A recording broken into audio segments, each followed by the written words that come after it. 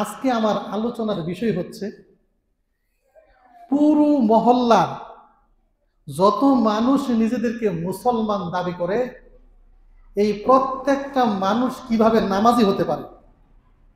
তার মানে মহল্লার একজন মুসলমানও বেনামাজি থাকবে না। বেনামাজি মুক্ত সমাজ, সবাই সালাত আদায় করবে। কেমন লাগবে? ভালো না খারাপ লাগবে? আপনারা চান না চান না?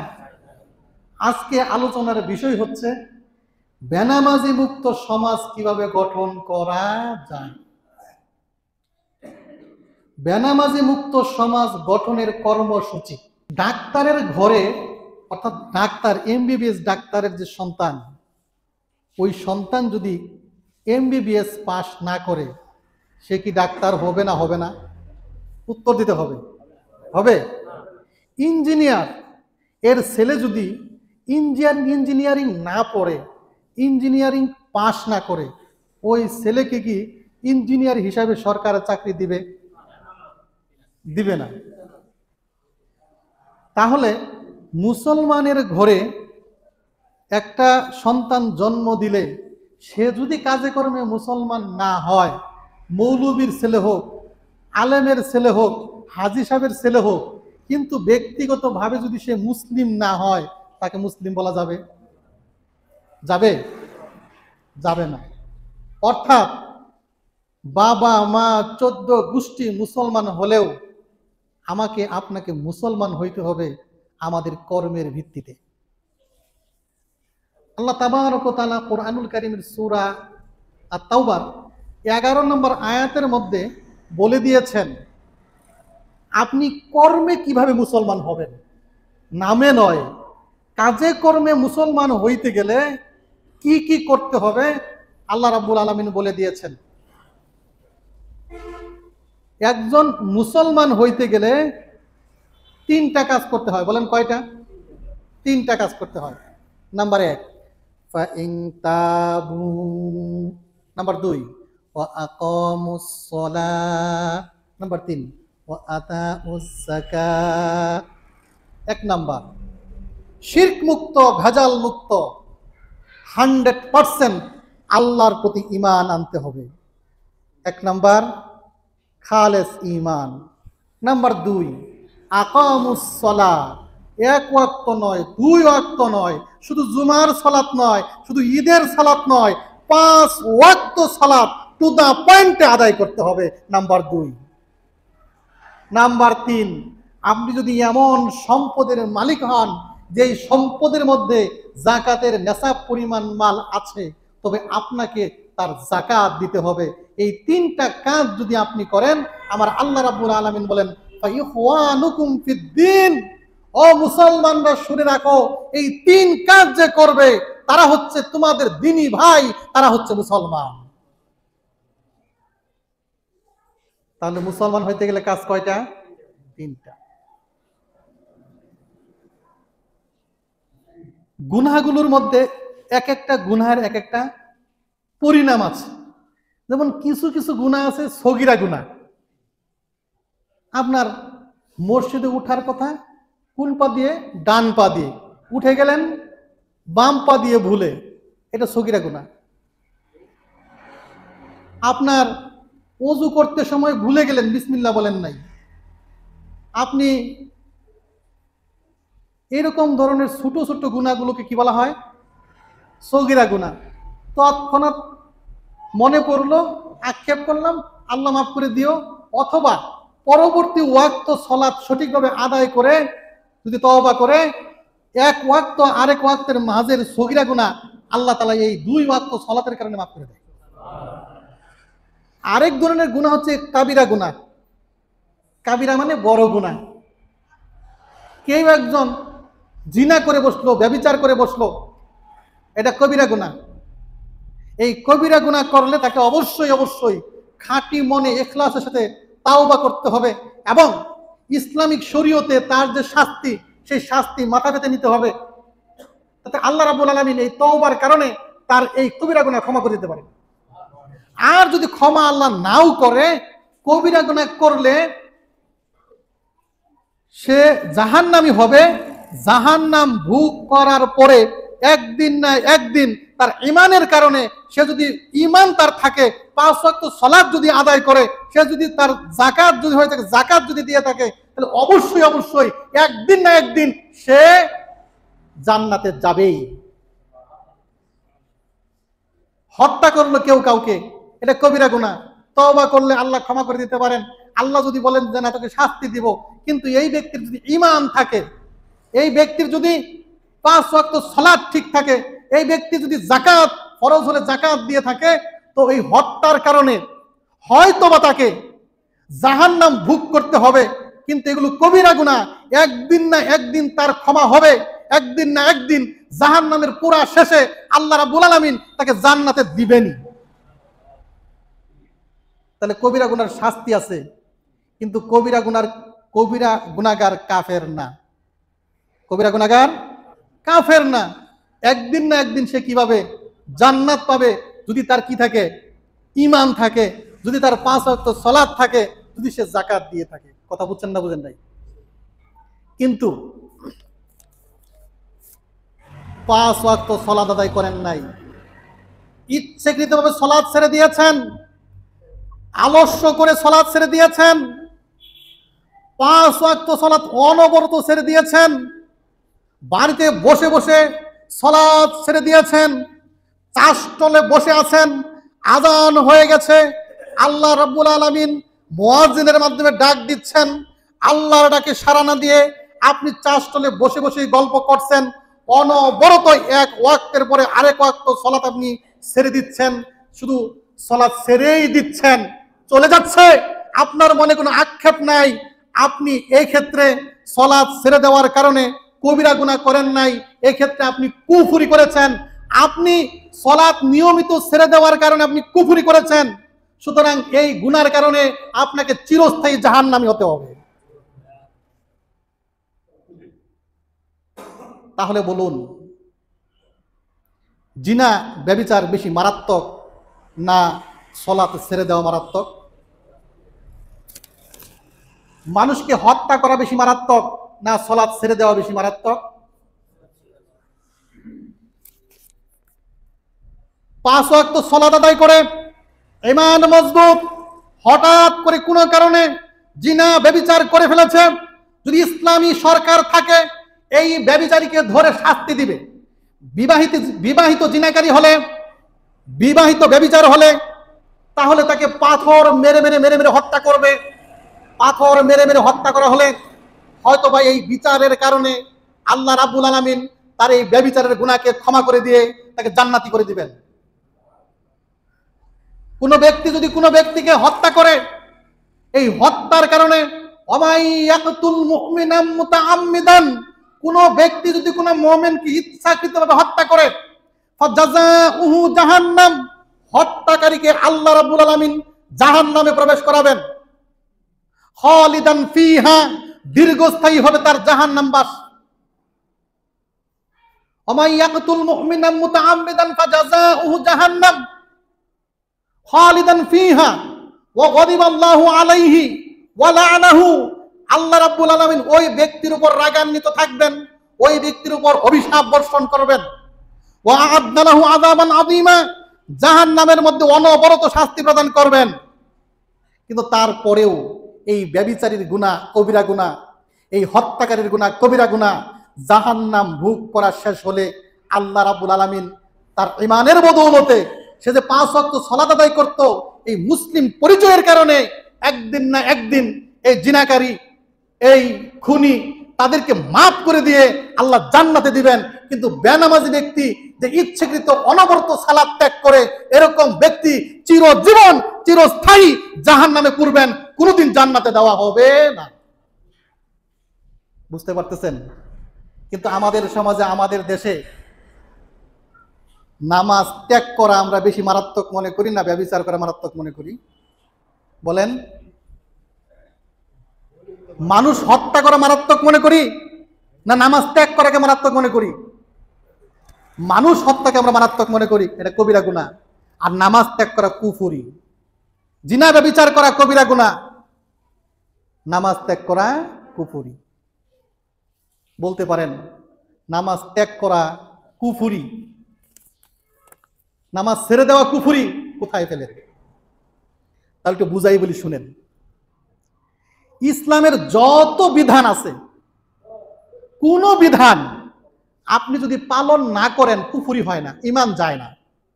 যত বিধান আছে, যেমন এই দাড়ি যদি কেউ না রাখে কিন্তু স্বীকার করে দাড়ি রাখা ওয়াজিব, রাসূলুল্লাহ সাল্লাল্লাহু আলাইহি ওয়াসাল্লামের সুন্নাহ, তাহলে তার গুনাহ হবে কিন্তু ঈমান যাবে? কোন মহিলা পর্দা করে না কিন্তু সে বিশ্বাস করে পর্দা করা ফরজ, তাহলে মহিলা ফাসেক হবে কিন্তু কাফের হবে না। রমাদান মাসের সিয়াম একজন পালন করে না, সে কঠিন গুনাহগার হবে কিন্তু কাফের হবে না। ইসলামের প্রত্যেকটা বিধান যদি কেউ পালন না করে কুফরি হবে না, কবিরা গুনাহগার হবে, কুফরি হবে না, কবিরা গুনাহগার হবে। একমাত্র সালাত, একমাত্র নামাজ, যেই নামাজ না পড়লেই কুফরি হয়। আমি কি কথা বুঝাইতে পারছি? পর্দা না করলে কুফরি হয় না, অস্বীকার করলে কুফরি হয়। দাড়ি না রাখলে কুফরি হয় না, অস্বীকার করলে কুফরি হয়। হজ না করলে কাফের হয় না, অস্বীকার করলে কুফরি হয়। আর সালাত নামাজ এটা না পড়লেও কুফরি হয়, অস্বীকার করলেও কুফরি হয়। আবার বলছি, সালাত ছেড়ে দিলেও কুফরি হয়, আবার আদায় না করলেও কুফরি হয়। আল্লাহ নবীর হাদিস, মান তারাকা সালাতা মুতাআম্মিদান ফাকাদ কাফার। কোন ব্যক্তি যদি ইচ্ছাকৃতভাবে সালাত ছেড়ে দেয় সে কুফরি করে কাফের হয়ে যায়। এটা মুহাদ্দিসগণ ব্যাখ্যা করেন, এটা এক ওয়াক্তের কথা বলে নাই, হঠাৎ করে দুই ওয়াক্তের কথা বলে নাই। অনবরত যখন সালাত ছেড়ে দেয়, এই অনবরত সালাত ত্যাগকারী যে ওই ব্যক্তিকে কাফের বলা হয়েছে। বলেন তো আপনাদের সমাজে অনবরত সালাত ছেড়ে দেয় এমন লোক আছে না নাই? আছে না নাই? এমন লোকও আছে, এই জুমা পড়লো আবার আগামী জুমা পড়বে, এর মধ্যে এক ওয়াক্ত নামাজ পড়ে না। এই ধরনের লোককে মুসলিম বলছেন আল্লাহর নবী না কাফের বলছেন? বলছেন অনবরত। সম্মানিত উপস্থিতি, কিয়ামতের মাঠে সর্বপ্রথম হিসাব হবে সালাতের। আউয়ালু মা ইউহাসাবু বিহিল আবদু ইয়াউমাল কিয়ামাতিস সালাহ। যেদিন কিয়ামতের মাঠ অনুষ্ঠিত হবে সেই দিন সর্বপ্রথম হিসাব নেওয়া হবে সালাত। ফাইন সালাহাত সালাহা ফাকাদ আনজাহ ওয়া আফলাহ। কোন ব্যক্তির 5 ওয়াক্ত সালাত যদি সঠিক হয়, কোন ব্যক্তির 5 ওয়াক্ত সালাত যদি আল্লাহর কাছে গৃহীত হয়, তো বাকি যত আমল আছে, তার হজ আছে, দান সাদাকা আছে, তার সিয়াম আছে, সকল আমলগুলো আল্লাহ তাআলার কাছে সঠিক হিসেবে কবুল হয়ে যাবে। ফাইন ফাসাদাত ফাসাদাস সাইরু আমালিহি। 5 ওয়াক্ত সালাতে যদি গন্ডগোল থাকে, 5 ওয়াক্ত সালাতে যদি সমস্যা থাকে, 5 ওয়াক্ত সালাত যদি ছেড়ে দিয়ে থাকে, অনবরত সালাত যদি ত্যাগ করে থাকে, তাহলে তার সিয়াম কবুল হবে না, তার হজ কবুল হবে না, তার যাকাত কবুল হবে না, তার দান সাদাকা কবুল হবে না। আপনি 5 ওয়াক্ত সালাত ছেড়ে দেন, নিয়মিত সালাত ছেড়ে দেন, অনবরত সালাত ছেড়ে দেন, আপনার দান সাদাকা আল্লাহর দরবারে কবুল হবে না, আপনার হজ আল্লাহর দরবারে কবুল হবে না, আপনার কোরআন তেলাওয়াত আল্লাহর দরবারে কবুল হবে না, আপনার যত নেক আমল আছে সব বাতিল বলে গণ্য হবে। কোন পরিস্থিতি, কোন কারণেই সালাত ত্যাগ করার কোনো সুযোগ নাই। খুব মনোযোগ দিয়ে শোনার চেষ্টা করুন। 7ম হিজরি রাসূল করিম সাল্লাল্লাহু আলাইহি ওয়াসাল্লাম তার সাহাবায়ে কেরাম নিয়ে এক যুদ্ধে অংশগ্রহণ করলেন। এই যুদ্ধের নাম ছিল জাতুর রিকা যুদ্ধ। জাতুর রিকা যুদ্ধ যখন অনুষ্ঠিত হয়, আকাশের সূর্যটা এত তীব্র আলো দিচ্ছে, আকাশ থেকে যেন গরম পড়ছে, আগুন পড়তেছে, এমন তীব্র আগুনের মধ্যে যেন বসবাস করা হচ্ছে। সেই মরুভূমিতে এতটাই গরম, সূর্যের সেই তাপে মরুভূমির পাথরগুলো গরম হয়ে এমন গরম হয়েছে পা ফেলানো সম্ভব নয়। সেই পাথরের মধ্যে পা রাখলে পা গুলো পুড়ে যায়। পাথরের তাপে পা গুলো যেন পুড়ে যায়। সাহাবায়ে কেরাম রাদিয়াল্লাহু তাআলা আনহুমগণ পরনের কাপড় ছিঁড়ে ছিঁড়ে সেই ছিঁড়া কাপড় দিয়ে তার পা গুলো বাঁধলেন, পা গুলো পেঁচিয়ে পেঁচিয়ে পেঁচিয়ে সেই পাথরের উপর হেঁটে হেঁটে হেঁটে হেঁটে কাফের এবং মুশরিকদের বিরুদ্ধে যুদ্ধে অংশগ্রহণ করলেন। কোনো দিকে কোনো গাছপালা নাই, একটা গাছ। সাহাবায়ে কেরাম রাদিয়াল্লাহু তাআলা আনহুমগণ সবাই মিলে রাসূল সাল্লাল্লাহু আলাইহি ওয়াসাল্লাম যেন একটু ছায়া পায় এজন্য সবাই গাছটাকে ছেড়ে দিলেন।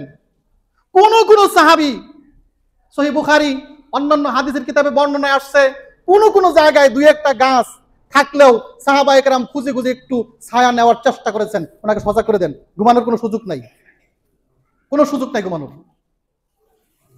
এত তীব্র গরম, পাথরগুলো গরম, পায়ে কাপড় তেনা পেঁচিয়ে সেই যুদ্ধে অংশগ্রহণ করেছে রাসূল সাল্লাল্লাহু আলাইহি ওয়াসাল্লামের নেতৃত্বে সাহাবায়ে কেরাম। ইসলামটা এমনি এমনি আসে নাই, ইসলামটা মুখের কথায় আসে নাই। সাহাবায়ে কেরামের সেই ত্যাগ, সেই তিতিক্ষা, সেই রক্ত, সেই ঘাম, তাদের চেষ্টার ফলে আজকে বাংলাদেশের এই প্রত্যন্ত অঞ্চল বেশে আজকে আমরা ইসলাম পেয়েছি। সেই মরুভূমির মধ্যে যখন যুদ্ধরত অবস্থায় সাহাবায়ে কেরাম একদিকে, রাসূল সাল্লাল্লাহু আলাইহি ওয়াসাল্লাম সাহাবায়ে কেরামকে নিয়ে একদিকে, কাফের এবং মুশরিকরা অন্যদিকে, যুদ্ধ চলমান, যুদ্ধ চলতেছে, নিহত হচ্ছে, হয় কাফের মুশরিক মারা যাচ্ছে, না হয় মুসলমান শহীদ হচ্ছে, যুদ্ধ চলতেছে।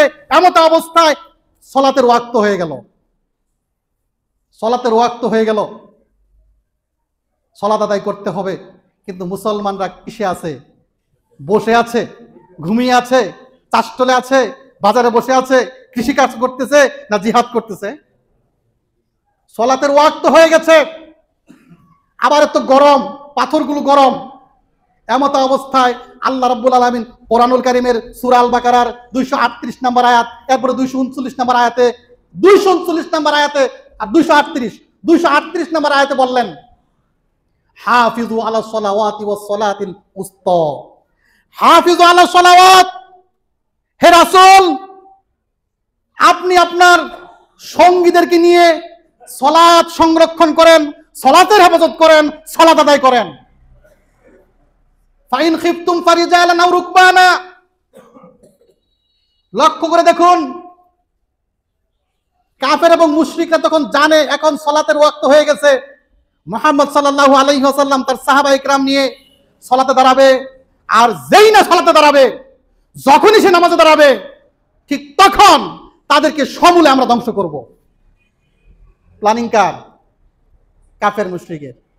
এইদিকে আল্লাহ বলতেছেন ফাইন খিফতুম ফারিজালান আও রুকবানা, আপনি যেই অবস্থায় থাকুন না কেন, আপনাকে শত্রুরা ধাওয়া করুক না কেন, আপনাকে বিপদে ফেলুক না কেন, আপনাকে অস্ত্রের মুখে রাখুক না কেন, আপনি যুদ্ধের ময়দানে থাকুন না কেন, আপনার উপর শত্রু হামলা করুন না কেন, তদুপরি আপনি যে অবস্থায় আছেন সেই অবস্থায় আপনাকে সালাত আদায় করতেই হবে। পরিস্থিতি কেমন? আল্লাহ বলতেছেন সালাত আদায়, আর কাফেররা কি বলতেছে? সালাতে দাঁড়াইলেই একেবারে ব্রাশ ফায়ার। আল্লাহ রাব্বুল আলামিন কোরআনুল কারীমের আরেক আয়াতের মধ্যে বললেন, হে নবী, যুদ্ধকালীন ভয়ের সময় আপনি সালাত আদায় করেন এমন ভাবে, আপনার সাহাবায়ে কেরামকে অর্ধেক করুন, অর্ধেক নিয়ে সালাতে দাঁড়ান। সেই অর্ধেক যখন আপনার সাথে সালাত আদায় করবে, আপনি সালাতের অর্ধেক আদায় করবেন তাদের নিয়ে, অর্থাৎ 4 রাকাত যদি হয় 2 রাকাত অর্ধেক নিয়ে আদায় করবেন, আর বাকি অর্ধেক যুদ্ধের ময়দানে পাহাড়রত অবস্থায় থাকবে।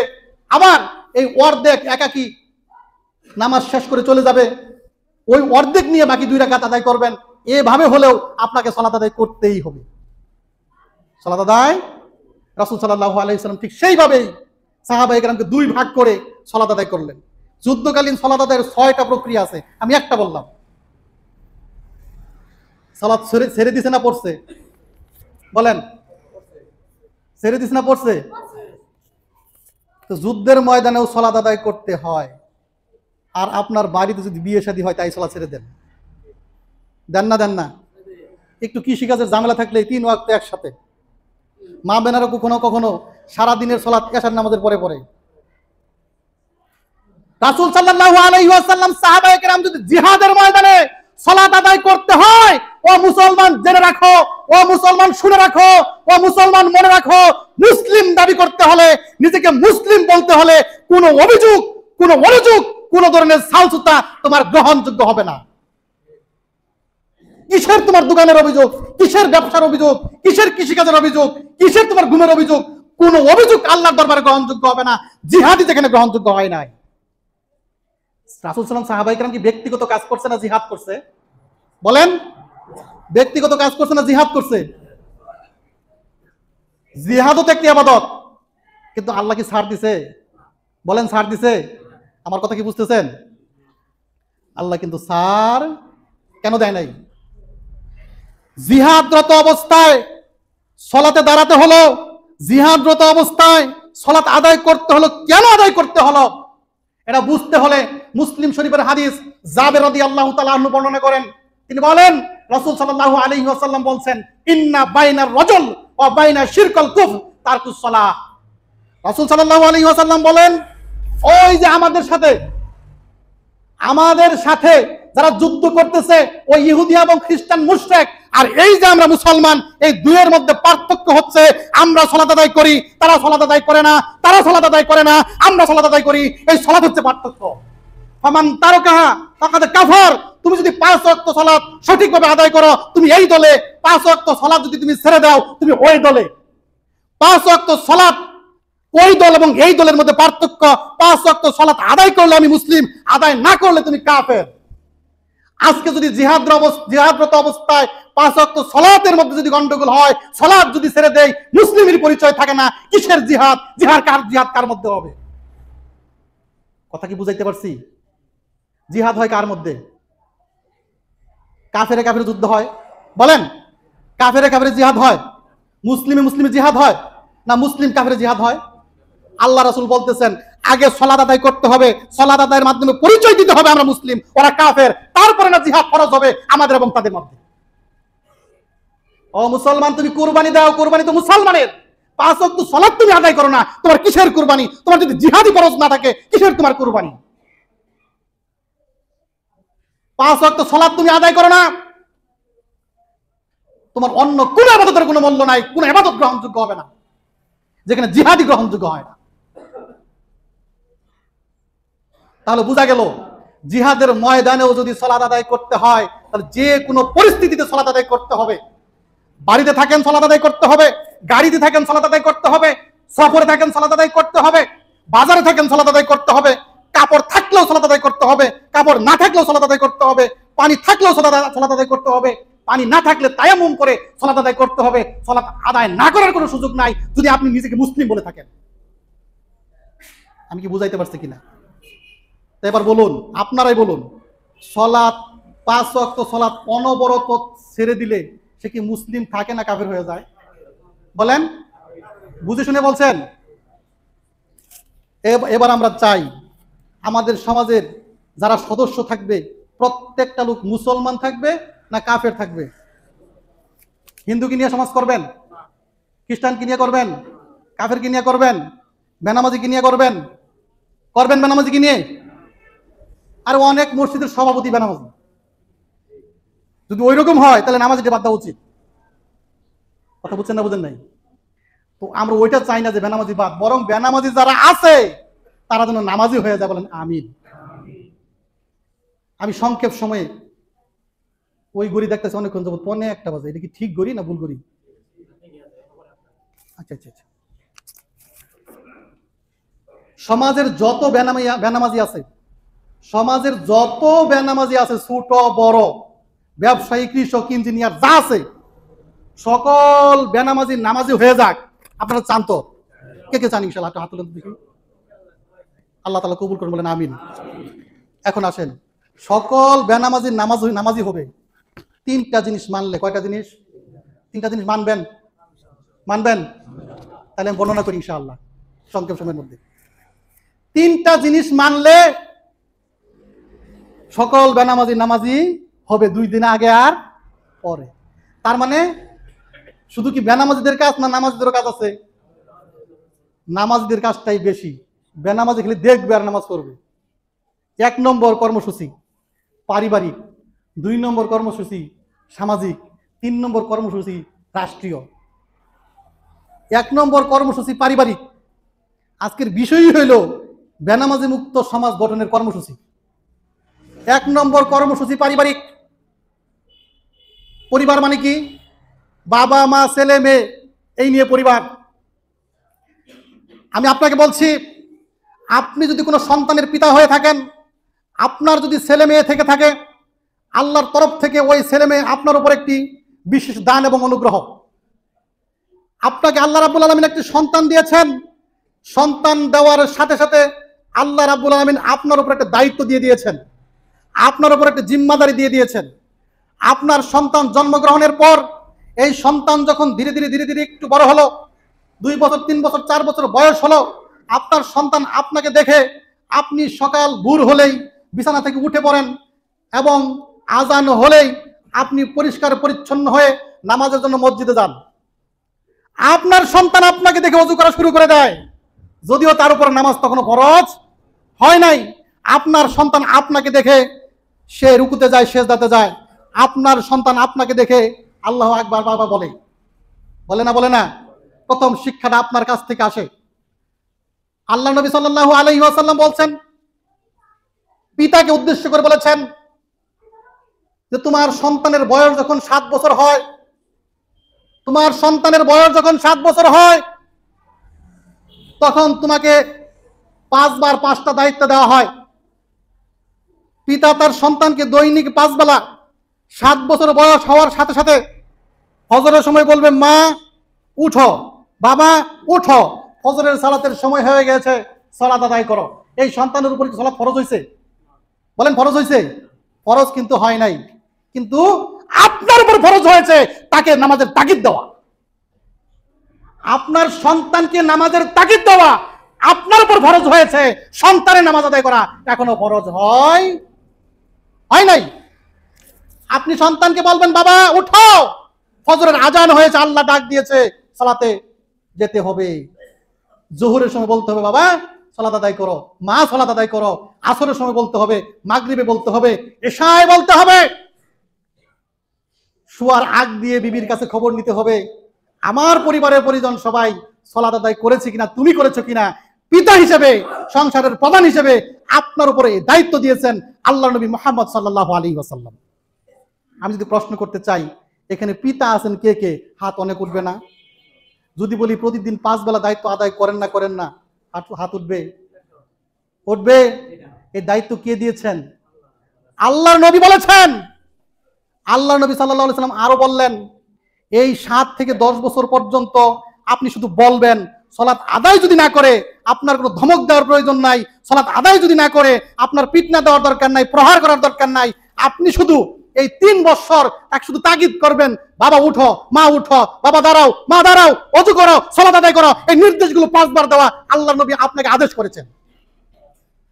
যখন 10 বছর বয়স হয়ে যাবে, 3 বছর 5 বার যদি ছেলে মেয়েকে এই কথা বলেন, ছেলেমেয়েরা নামাজ পড়া শুরু করবে না? করবে না? করবে না? করবে না? এরপরেও 10 বছর বয়স হয়ে গেলে যদি কোনো কারণে সালাত আদায় না করে, আল্লাহ নবী বলছেন তোমার উপর দায়িত্ব হচ্ছে তার জন্য একটা লাঠি ঝুলাই রাখবা এবং ওই লাঠি দিয়ে প্রতি 5 বার তাকে পিটনা দিবা, প্রহার করবা। এই দায়িত্ব আমাকে কে দিয়েছেন? এই সন্তানকে সালাতের জন্য আপনি যখন প্রহার করবেন, এই প্রহার করা আপনার জন্য একটা ইবাদত। এই প্রহার করা, এই পিটনা দেওয়া আপনার জন্য একটা ইবাদত। এই ইবাদত করতে রাজি আছি তো ইনশাআল্লাহ? 10 বছর এরপরে আপনি সালাত আদায় না করলে প্রহার করবেন। আপনার সন্তানের বয়স এখন 30 বছর, আপনার সন্তানের বয়স এখন 40 বছর, আপনি বৃদ্ধ হয়ে গিয়েছেন, আপনি এখন সালাত আদায় করেন। আমি আপনাকে প্রশ্ন করতে চাই, আপনার সন্তানের বয়স 30 বছর, এখন সে সালাত আদায় করে না, ওই বাজারে ব্যবসা করে, চাকরি করে। আপনার সন্তানের বয়স এখন 40 বছর, আপনার সন্তান এখন সালাত আদায় করে না। আপনি কাকা করেন, আমার ছেলেটার এত বুঝাই, সালাত আদায় করে না। অবৃদ্ধ, আপনাকে আমি প্রশ্ন করতে চাই, আজকে আপনি আশ্চর্য হয়ে যাচ্ছেন আপনার সন্তান সালাত আদায় করে না, কিন্তু আপনার সন্তানের বয়স যখন 7 বছর ছিল, আপনার উপর যে দায়িত্ব ছিল 5 বার সালাত আদায় করা, সালাতের আদেশ দেওয়া, আপনি কি দিয়েছেন? 10 বছর বয়সে আপনার সন্তানকে প্রহার করার কথা ছিল, আপনি কি প্রহার করেছিলেন? তখন যদি আল্লাহর নবীর দেওয়া দায়িত্ব আপনি আদায় করতেন, 7 বছর বয়সে যদি আদেশ দিতেন, 10 বছর বয়সে যদি প্রহার করতেন, আজকে 30-40 বছর বয়সে আপনি চেয়ে দেখতেন আপনার সন্তান ঠিকই সালাত আদায় করতেছে। মনে হয় আপনাদের পরিপূর্ণ প্রেসক্রিপশন। হ্যাঁ, এরপরে আসেন, এটা পারিবারিক এই দায়িত্বটা আমরা আদায় করবো ইনশাআল্লাহ। যার যার সন্তান আছে আমার সাথে কথা দেন, আদায় করবেন ইনশাআল্লাহ আজকে থেকে। অনেকে হাত তুলেন নাই, আদায় করবেন না। আল্লাহ তাআলা এই দায়িত্ব আদায় করার তৌফিক দান করলেন, আমিন। দেখবো আজকে এই মেহের আলী সরকার বাড়ি মহল্লায় এই দায়িত্ব আদায় হয় কিনা। আপনাদের কষ্ট হচ্ছে? সংক্ষিপ্ত হলো 3টা কর্মসূচি বলতেই হবে। নাম্বার 2 হচ্ছে সামাজিকভাবে প্রত্যেক লোক, আগে যে বললাম, এখন এমন মানুষও আছে বৃদ্ধ হয়ে গেছে, সন্তান বড় হয়ে গেছে, তাহলে 7 বছর আর 10 বছর কর্মসূচি তার জন্য আর আছে না? নাই। কিন্তু এখন যেটা বলবো সামাজিক কর্মসূচি, এটা প্রত্যেকের উপর আছে। কি কর্মসূচি বলেন? সামাজিক কর্মসূচি। সামাজিক কর্মসূচি একটু শুনেন। আল্লাহ নবী সাল্লাল্লাহু আলাইহি ওয়াসাল্লাম বলছেন, সামাজিক কর্মসূচির প্রথম ধাপ, আল্লাহ নবী সাল্লাল্লাহু আলাইহি ওয়াসাল্লাম বলছেন, লা নিকাহা ইল্লা বিওয়ালিয়্যিন মুরশিদ। আপনার কন্যা সন্তানকে যদি বিবাহ দিতে চান, কোনো মেয়েকে যদি কেউ বিবাহ দিতে চায়, অবশ্যই ওই মেয়ের যোগ্য অভিভাবক লাগবে। কোনো যোগ্য অভিভাবক ছাড়া কোনো মেয়ের বিবাহ হতে পারে না। আল্লাহ রাব্বুল আলামিন এই যোগ্যতার বিষয়টা বলছেন এইভাবে, ওমাই ইয়ারগাব আন মিল্লাতি ইব্রাহিমা ইল্লা মান সাফিহা নাফসা। যোগ্যতা এবং অযোগ্যতা কাকে বলে? যোগ্য অভিভাবক ব্যতীত বিবাহ হবে না। যোগ্য অভিভাবক হচ্ছে সে যে অভিভাবক মুসলিম। আর একটু আগে শুনলেন, মুসলিম হতে হলে অবশ্যই 5 ওয়াক্ত সালাত আদায় করতেই হবে। যোগ্য অভিভাবক ব্যতীত বিবাহ হবে না। যদি দেখা যায় বাবা আছে কিন্তু বাবা বেনামাজি, বাবা নিয়মিত সালাত ছেড়ে দেয়, আজান হলে বাবাকে খুঁজেই পাওয়া যায় না মসজিদে, ওই কন্যার পিতা নিয়মিত বেনামাজি, আপনারা সামাজিকভাবে প্রত্যেকেই এটাকে প্রতিষ্ঠিত করবেন। এখানে ওই পিতা, যেই পিতা নিয়মিত নামাজ ছেড়ে দিয়েছে, সে অভিভাবক হতে পারবে না। তাহলে কে হবে? চাচা হবে। চাচা যদি বেনামাজি হয়, তাকেও অভিভাবক বানানো যাবে না।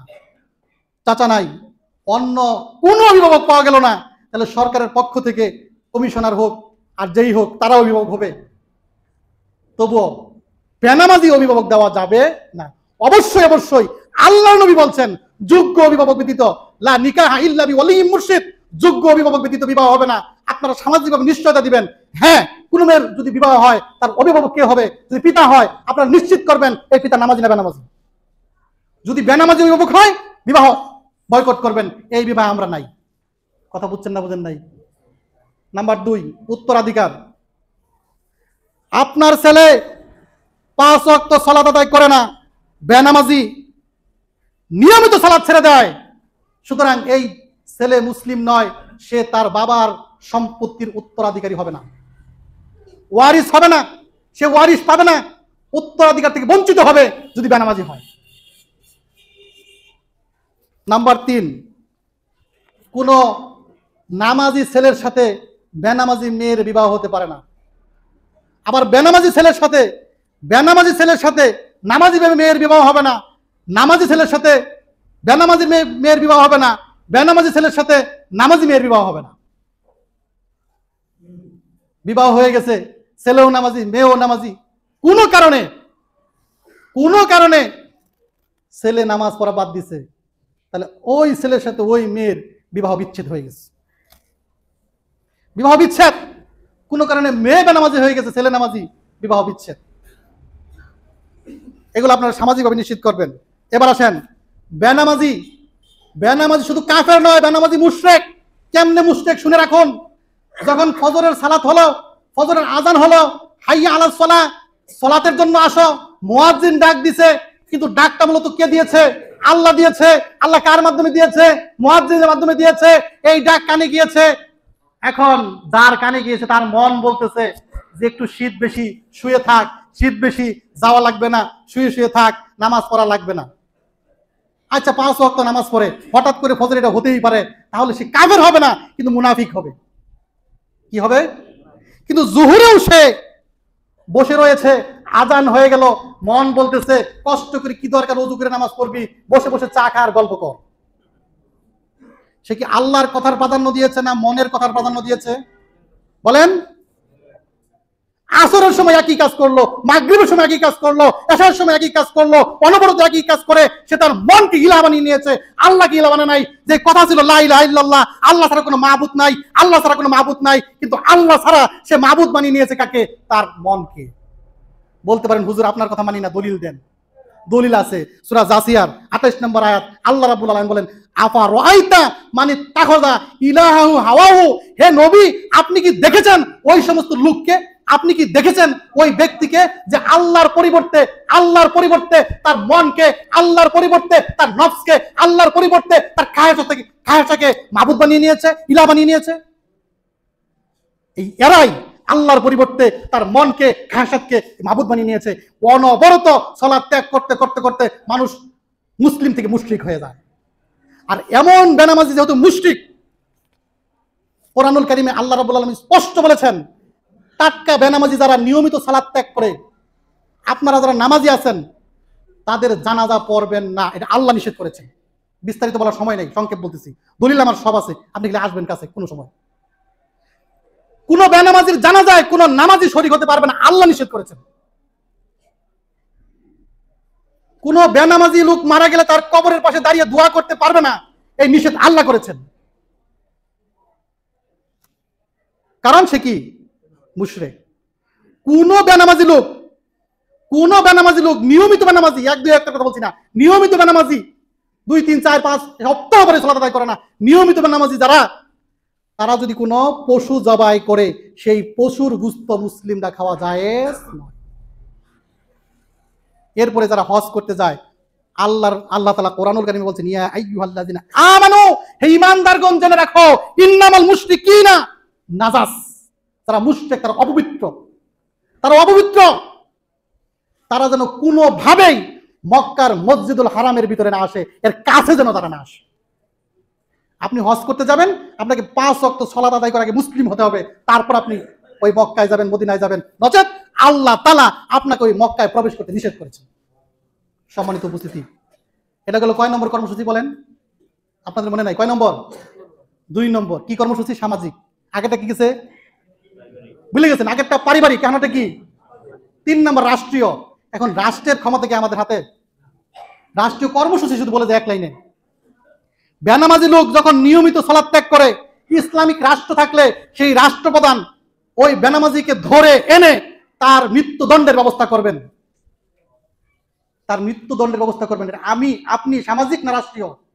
এই ক্ষেত্রে আমাদের একটা দায়িত্ব আছে, আমাদেরকে প্রচেষ্টা করতে হবে যেন বিভিন্ন তন্ত্র মন্ত্র বিলুপ্ত হয়ে, মানব রচিত বিধান বিলুপ্ত হয়ে, যেন আল্লাহর বিধান অনুসারে কোরআনের রাজ, কোরআনের শাসন, কোরআনের বিধান কায়েম হয়ে খেলাফত কায়েম হয়, সেই চেষ্টা আমরা করতে পারবো, সেই দায়িত্ব আমাদের। কিন্তু কাউকে মৃত্যুদণ্ড দায়িত্ব দেওয়ার আমাদের নয়। তাহলে দায়িত্ব কয়টা বলেন? কর্মসূচি কয়টা? পালন করতে পারবেন ইনশাআল্লাহ? করতে হবেই। বলতে পারেন আজকে যে আলোচনা করলাম সালাত পরিত্যাগের বিধান অত্যন্ত কঠিন, আমি জানি অনেক মুসলমান অনেক মুসল্লিদের বিপক্ষে গেছে, কিন্তু কিছুই করার নাই। এটা আমার ব্যক্তিগত কোনো গবেষণাও না, ব্যক্তিগত কোনো মতামতও না। সৌদি আরবের অনেক আলেম এই বিষয়গুলো ফতোয়া দিয়ে রেখেছেন অনেক আগেই। গত শতাব্দীর শ্রেষ্ঠতম আলেম শাইখ সালেহ আল উসাইমিন, পৃথিবীর মধ্যে শ্রেষ্ঠতম আলেম, তার কিতাব হুকমু তারকুস সালাহ, সালাত পরিত্যাগের বিধান, আপনি যদি ছোট একটি বই পড়েন আমার এই কথাগুলো বিস্তারিত ওই কিতাবের মধ্যে পাবেন। আব্দুল ইবনে বাস, সালেহ আল ফাউজান সহ পৃথিবীর বিখ্যাত আলেম যারা এই সম্পর্কে কিতাব লিখে গেছেন, আমার এই কথাগুলো প্রত্যেকটা দলিল অক্ষরে অক্ষরে ওখানে পাবেন। সুতরাং কঠিন হলেও, আপনার মনোভূত না হলেও, আপনার ভালো না লাগলেও সত্য কথাই মিম্বরে দাঁড়িয়ে বলতেই হবে। এই 3টা শর্ত যদি আমরা পালন করি, আমরা নামাজি যারা আছি, তাহলে বাকি বেনামাজি 1 বছর পরে নামাজি হবে না? হ্যাঁ, হবে না? অবশ্যই হবে। আল্লাহ রাব্বুল আলামিন ওই আমাদের মুসলিমদের মধ্যে যারা না বুঝে সালাত ত্যাগ করতেছে, প্রত্যেকটা বেনামাজি মুসলমানকে নামাজ আদায়ের মাধ্যমে প্রকৃত মুসলিম হওয়ার তৌফিক দান করুন। আমিন। ওয়া আখিরু দাওয়ানা আলহামদুলিল্লাহি রাব্বিল আলামিন।